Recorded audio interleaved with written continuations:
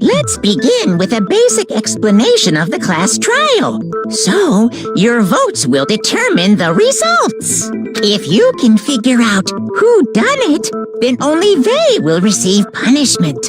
But if you pick the wrong one, then I'll punish everyone besides the blackened, and the one that deceived everyone else will graduate. Okay, then. So, first off, let's talk about the murder weapon!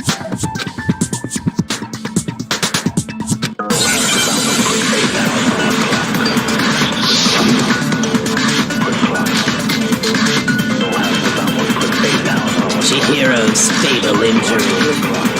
It appears it was a head wound. According to the Monokuma file, the killer used a blunt instrument. But what kind of blunt instrument could it have been? I bet it was an iron pipe. No, that's wrong.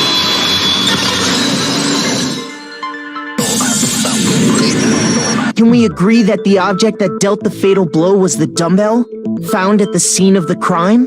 It was covered in blood, and there was nothing else at the scene that could have caused that kind of injury. And the wound on the victim's head is consistent with the shape of the dumbbell. As far as I'm concerned, there's no mistake and no room for doubt on this one. You looked at her head wound? Yay! That's so creepy! If you don't mind, I will proceed from here. Let's move on to discussion of the culprit. Although, I believe the criminal behind this heinous act is already quite clear. What? For real? Chihiro's killer is the fiendish serial killer, Genocide Jack.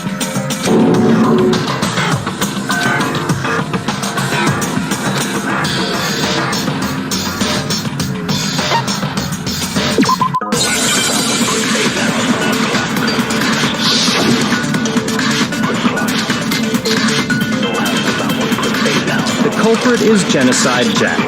I'm sure of it. The case closed, as far as I'm concerned. But that's impossible! Why? What makes it impossible? Well, I mean, come on! There's just no proof for it. No, that's wrong!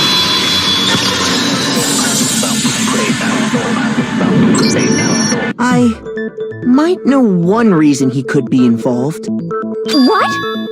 I found this file while I was looking around the archive in the library. I guess it's some kind of confidential file the police put together about the Genocide Jack case. What? That's kind of weird as shit, isn't it? What was something like that doing in the library? The why of it is probably more trouble than it's worth, so let's forget about that for now. More importantly, it outlines all the specifics of every Genocide Jack case in exceeding detail. According to the file, there appear to be two defining characteristics in every Genocide Jack case. The first is that a bloody message is found written at the scene of every murder. Oh, that's right. Boob lust. No. It's actually bloodlust. But more important is the other characteristic, and it's something that has never been made public. Never made public? What the hell is it? Why don't you tell them, Makoto?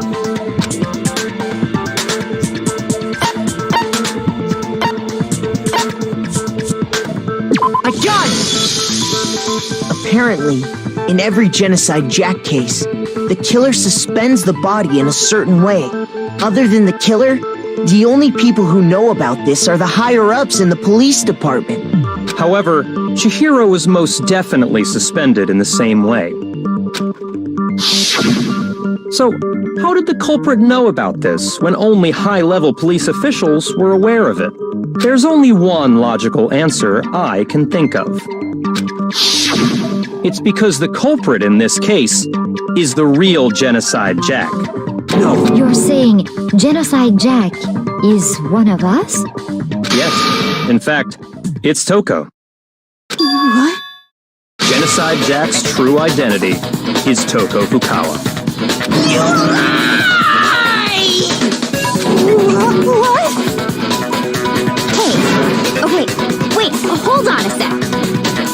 Toko has, like, bloodophobia or whatever, remember? What kind of serial killer is afraid of blood? Is Toko Genocide Jack? The answer is yes and no. Another riddle? Man, why is this gotta be so complicated?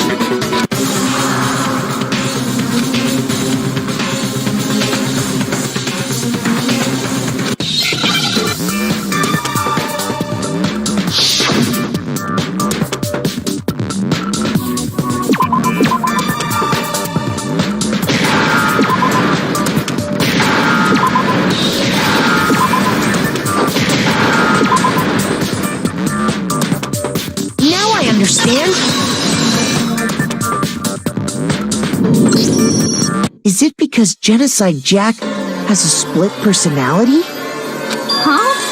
I think I read that somewhere in the file, too. They thought that the suspect might have, what did they call it? Dissociative identity disorder. Oh, okay. But still, to go and say that about Miss Fukawa is... perfectly acceptable. Toko's strange behavior after seeing the body is proof enough that she has a split personality.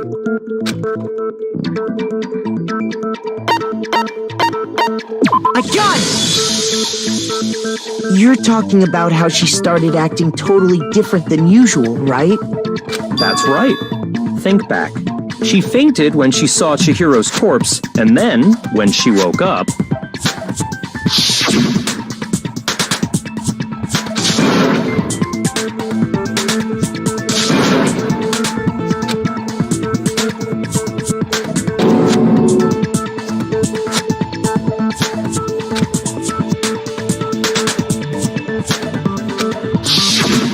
She was acting funny, that's for sure. That melancholy tone of hers completely disappeared. Don't go assigning adjectives to my tone without permission. Not to mention, once she regained consciousness and saw Chihiro's body again, she was utterly calm. In other words, within her is one personality that can handle blood, and one that obviously can. So when Toko trapped herself in her room, it's because she was scared of Genocide Jack?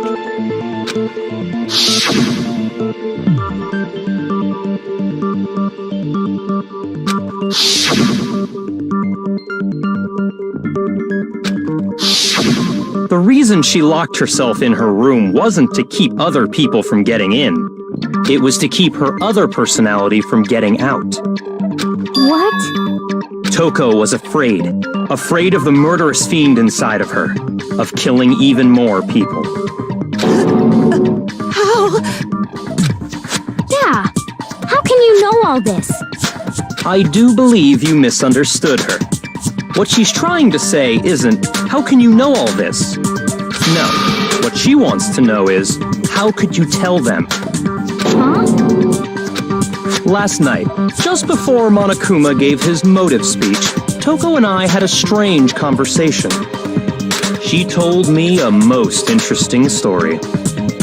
She said a murderous fiend lived within her, and she was afraid it could appear and attack at any time. And that trepidation is what's caused her to have such a bleak attitude. Isn't that right, Toko? This is all a lie. You said you wouldn't tell anyone. What? You promised! I can't believe you lied! You have only yourself to blame. You came to me with your tragic little story. I didn't ask you to. This is the real world, not some romantic fantasy fairy tale. Besides, you broke your promise first. You said that as long as you were here, no matter what, you wouldn't let Genocide Jack kill anyone. But in spite of that promise,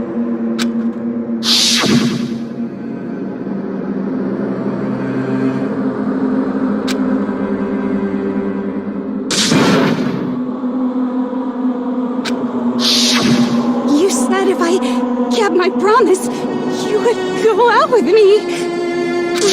That's the only reason, I promise! How many times do I have to tell you? I never said that. But you weren't able to do it. You just couldn't resist that rush you got from killing, could you? I tried! I swear I tried to control it, But your efforts were useless. What a disappointment. I hate you. Well, the opening act is nearly finished. All that's left is to hear from the person in question directly. The person? You don't mean...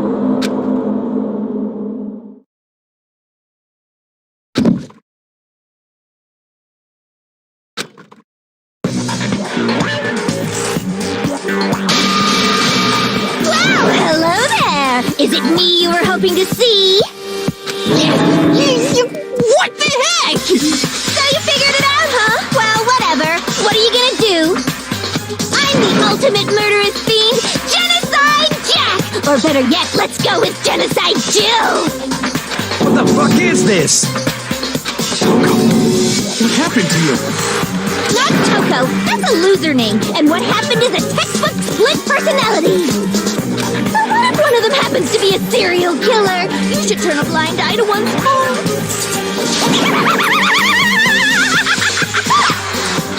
So intense.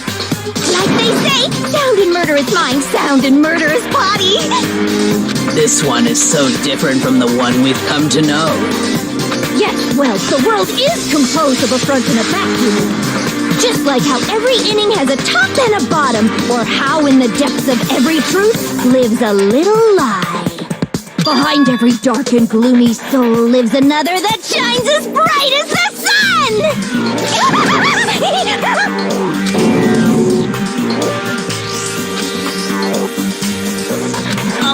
Miss Jack, Jill, can I ask you a question? What's up? Some of us think you might be the mastermind behind our entire situation. What are your thoughts on that? Well, I'll tell you, I am the mastermind of all masterminds! Just kidding! Then, it's not true? Of course it's not true! How dare you try to link me to that creepazoid! And another thing, the police and government and society in the outside world are totally powerless! I mean, they just let this idiotic, bloodthirsty maniac go buck wild all over town! Sure, I'm a bloodthirsty maniac, but life is pain, right? To live is to hurt other people. It's a necessary evil if you want to survive. The act of living itself causes pain for everyone. Just kidding again! This should be enough to convince you. This murderous fiend is responsible for Chihiro's death. There's clearly a motive, so there should be no doubt. A motive? Remember what Monokuma told us? If someone didn't murder and graduate within 24 hours, an embarrassing memory or secret would be revealed. Well, let's assume that Toko's secret was about Genocide Jack. If a secret like that came to light, Toko's life would have undoubtedly been forever ruined. So she had a very clear motive to never have that side of herself exposed. Interesting. Very, very, very interesting. But sorry, as much as I hate to admit it, I'm not the culprit. Huh? But I cannot imagine anyone other than you could murder someone in such a bizarre fashion. Maybe so, but nevertheless, it's the truth! Do you really expect any of us to believe you? Yeah. I could never believe a word you say, you monster!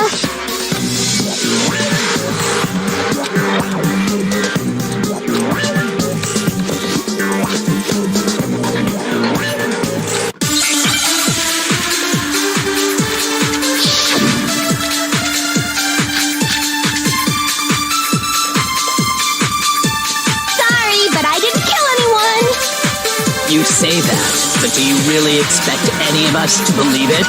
Perhaps if you had an alibi, that would change things. Oh, an alibi, huh? Now we're talking! When you compare your past murders to this incident, The modus operandi matches completely. No, it's wrong.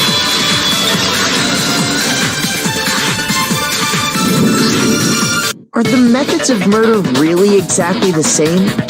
I'm not so sure about that. I think there's a slight difference between the Genocide Jack cases and this one. Huh? How's it any different? Uh-oh, you don't know? Well then, human garbage, let me tell you! I murder with passion and conviction. I consider myself a professional, and I have a very particular way of doing things. Imagine you go to a fancy Italian restaurant. They're very picky about the noodles, the sauce, everything. But what happened to Chihiro? It'd be like if that same Italian restaurant started using ragu or Chef Boyardee. This is no creation of mine. Well, let me rephrase that in a way that maybe makes more sense. There are two clear differences between the Genocide Jack cases and this one.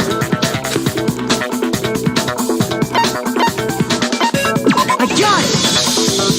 For one, the cause of death is different.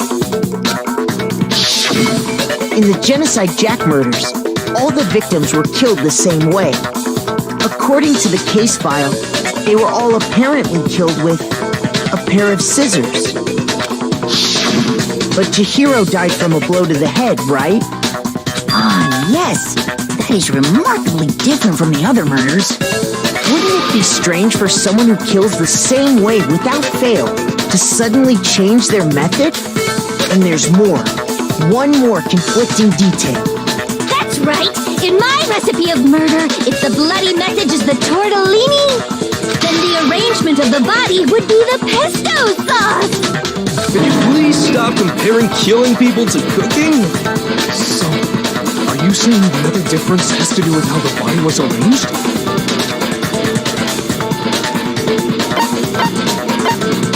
I got it! Do you remember what the killer used to suspend her? They used some kind of rope to hang her up by her wrists. What is your point?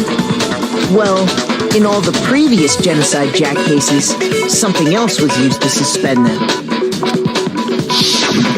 Specifically, pairs of razor-sharp scissors. And guess what? I use my own specially designed scissors for the murders and the arrangement! Like I said, I'm a professional, so naturally I'm very picky about the tools I use. And you know what else? Big Mac said there's two differences, but he's wrong. Big Mac? Are you referring to me? Listen up, Big Mac. There's actually one more difference. Huh? My word, you really didn't notice? Take a look at who the victims were in each Genocide Jack case. There's a pattern there, just waiting to be discovered. A pattern? Figure that out, and it'll be plain as death why I couldn't have possibly killed that little lolly girl.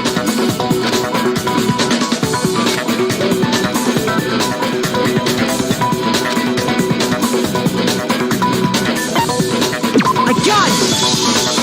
Is it because Chihiro was a girl? Bingo! Bullseye! Right on the money! What are you talking about? In all the Genocide Jack cases, all the victims had something in common.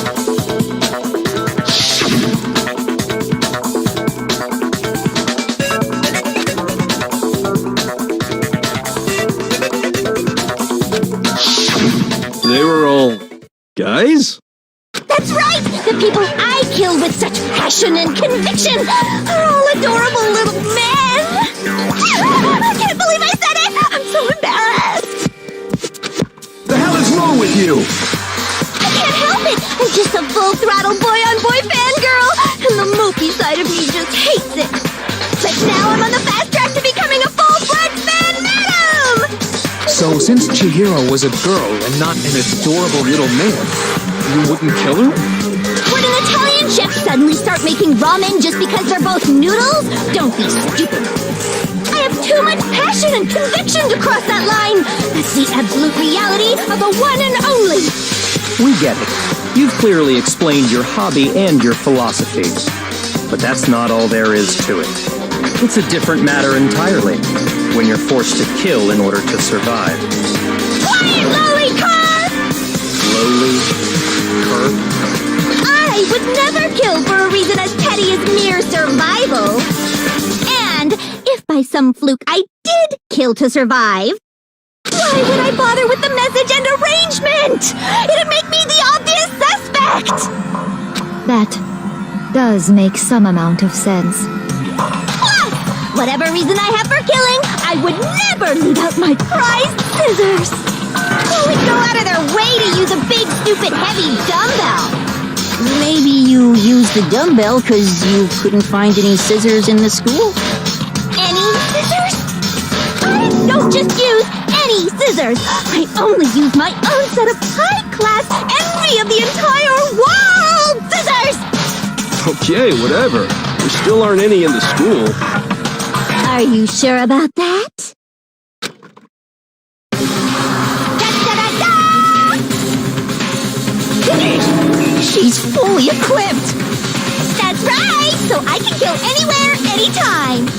Why would I resort to dumbbells or rope when I have my trusty scissors by my side? Go ahead, tell me I'm wrong, you can you gutter dogs, all of you! Not to mention, I have no clue how to tie a good knot. The rope's totally out of the question anyway! I have no idea what's going on anymore. Could such a heinous villain really be innocent? But the body really was suspended, right? And nobody but the police knew about that. Yeah. That's why we figured it had to be the real deal and not some copycat killer or whatever.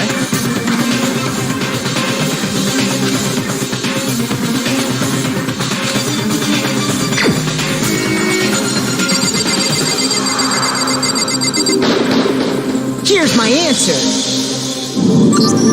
Byakuya, it's possible you could have found out, isn't it?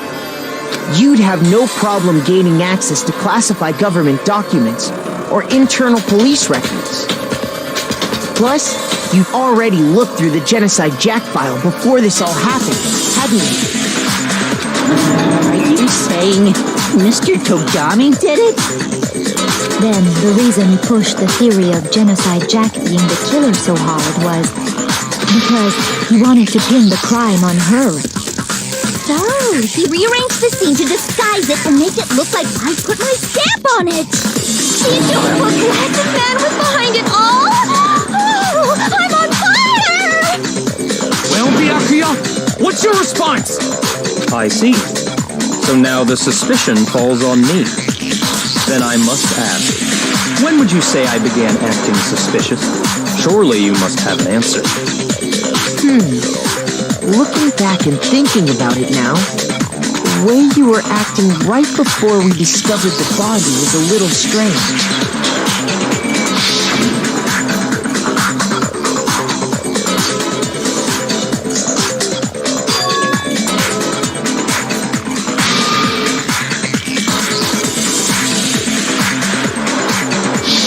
You wanted to go to the girls' locker room right away, right? But since you're a guy... I should have naturally thought of the boys' locker room first. Is that what you want to say? The victim was Chihiro, a girl. Hence why I said we should check the girls' locker room. Nothing strange about that, I'd say. On the contrary, there's something very strange. Okay then, what's so strange about it? Go ahead, share with the rest of the class.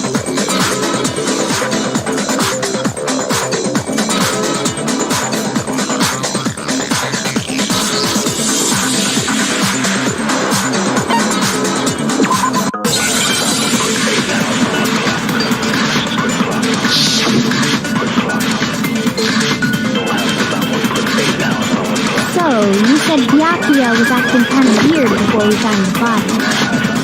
But he was acting weird... how? If you're presented with the opportunity to check out the girls' locker room, You absolutely take it! That's a natural reaction for any guy! The victim was Chihiro, who was... No, it's wrong!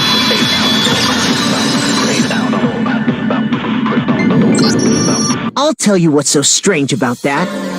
Because up until we actually discovered the body, we couldn't have known who the victim was. So your claim that you went to the girls' locker room first because Chihiro was the victim doesn't hold up. I see. That's a good answer, I must admit. Interesting. Very interesting indeed. But your reasoning is still too weak. Huh? What's wrong? Is that it? Surely you've got more than that. Go ahead. Show us.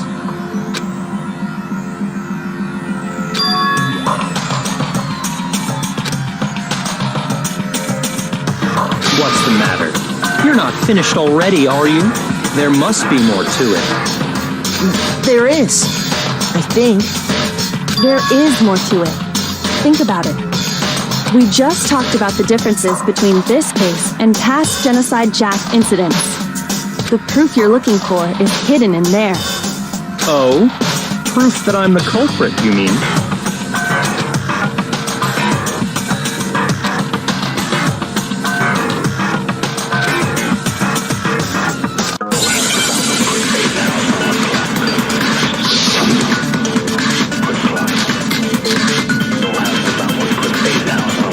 What? The difference between the cases?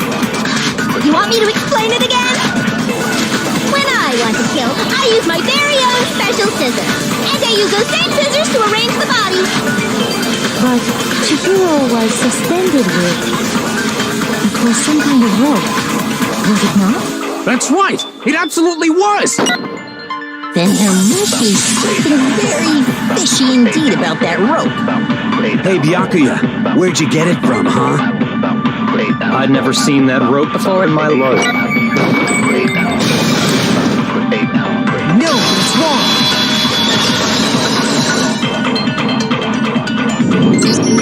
Actually, I'm pretty sure you have seen it before. Because, you see, that rope, or should I say, that extension cord? What? An extension cord? Byakuya, you've used the extension cord in the library more than once, haven't you? And the same extension cord that was in the library all this time went missing after the murder. And there's no way someone who uses that extension cord as much as you do wouldn't discover that fact. Then Byakuya must be the one who took the extension cord. I can't imagine any other possibility. That's really what you think? Then your conclusion is something like this? I killed Chihiro in the girls' locker room, then hung her up and wrote that bloody message. I intentionally made it look like Genocide Jack was behind it. Is that about right?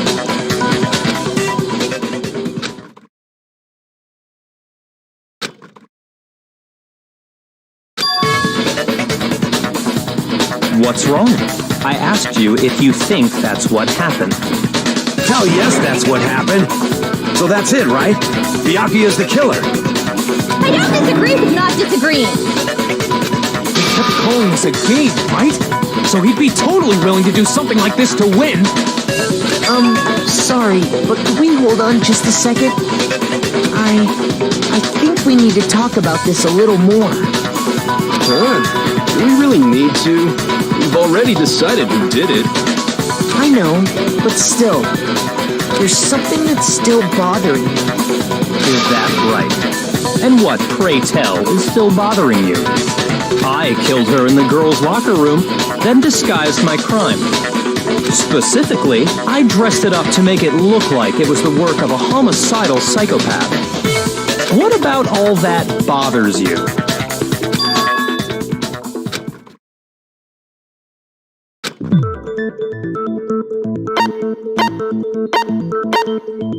I got it! You say you killed Chihiro in the girls' locker room, right? But are you sure about that?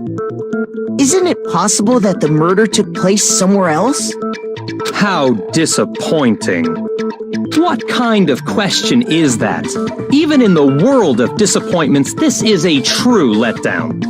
She was found dead in the girls' locker room. There is absolutely no question about that. How could the scene of the crime have been anywhere else? Well, I think it's entirely possible that she was killed somewhere else, then carried there later, along with the rest of the murder scene. The rest of the murder scene? That was awfully specific. Please tell me you have a reason for saying all of that. I believe I do.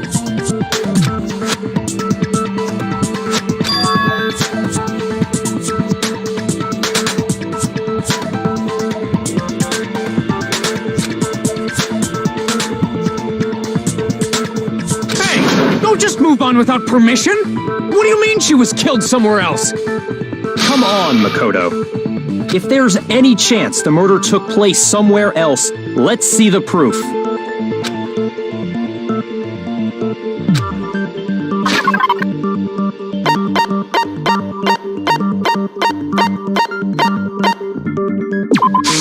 I got it! The proof that she was killed somewhere else is the poster that's hanging in each locker room. Your proof is some posters? The poster in the girls' locker room was a picture of a big-boobed supermodel. But don't you think that's kind of strange? Why would the girls' locker room have a poster like that? I bet those massive jugs of hers were totally fake! Meanwhile, the boys' locker room had a poster of the super popular boy band Tornado. Again, that doesn't really seem to belong in a boys' locker room. So you're saying that maybe the posters were switched? And there's one other thing I noticed about the locker rooms. You know what I'm talking about, right, Sakura? You're referring to my protein coffee, aren't you? Protein coffee? While I was in the girls' locker room earlier, I spilled some protein coffee on the carpet. But I noticed that after the murder, the stain had been totally scrubbed away.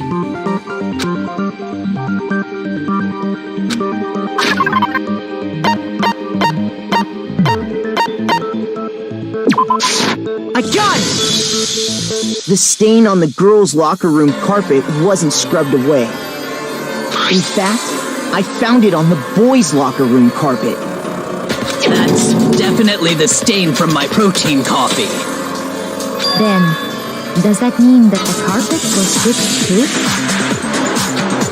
But why would anyone do that? To move the murder scene from one locker room to the other.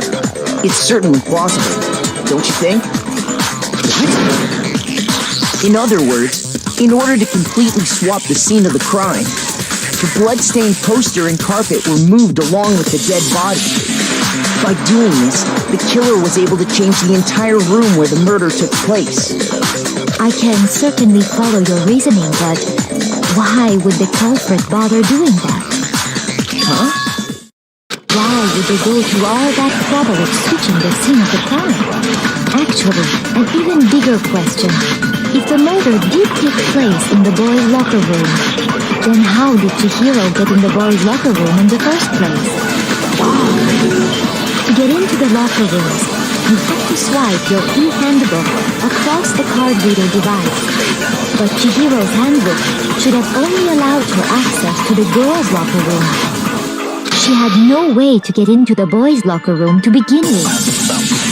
No, she did have a way, and I can tell you what it was. I highly doubt that. Shut up! I'm telling you, I know how she could have done it.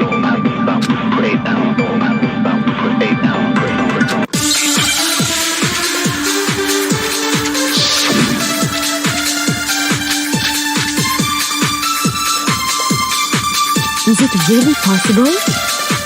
Could Chihiro really have gotten into the boys' locker room somehow? I got it! She must have hacked her e-handbook. She was the ultimate programmer, after all. I'm sure that would have been no problem for her.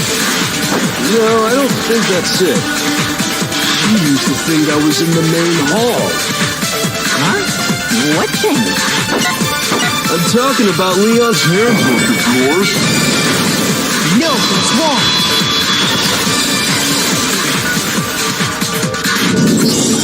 No, I don't think Chihiro used Leon's handbook. Why not? Because Leon's handbook was broken. Oh. Well, then, yeah, I guess that'd be pretty impossible, huh? I am struck silent by how quickly you gave up. Plus, isn't there a regulation against using someone else's handbook? Actually, the rule states that loaning your handbook is prohibited. It says nothing about borrowing one. In other words, you could borrow a dead person's handbook all you want, and you'd be safe. Yup, yup, yup! Hit the nail square on the noggin! Of course, if it were broken, that wouldn't make any sense anyway. So then, she must have hacked hers, like I said. She used her ultimate programmer skills and... You can't fix an e-handbook. The instant you open one up, a security buzzer starts blaring. So, if she didn't use Leon's handbook, and she didn't modify her own handbook... Maybe Mr. Naegi's initial assumption is just... wrong? It seems like there's no way she could have got into the boys' locker room. So I guess so. Okay then, I vote for Byakuya.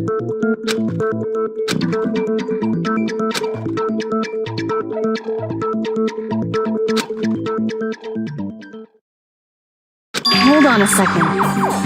I agree with you, though. I think you're on the right track. What the? You finally decide to open your mouth and that's what you've got to say? There's no way she could get in the boys' locker room, right? So... Why are you so sure she couldn't get in? There's still one other way she could have gained access. What? What are you talking about? What other way is there? Well, to explain that, why don't we take a little break from the trial? I'd like you all to come see something. Wait. Just what do you think you're doing? Don't worry. This'll make the whole trial more exciting. I'm sure that thought must please you. Huh? It'll make things more exciting? Well, all right then. I declare an official class trial recess. For real? Now then, what is it you want to show us? It better not be boring or I'll be very unhappy. Oh, I have no doubt it'll meet your lofty expectations. So, shall we go?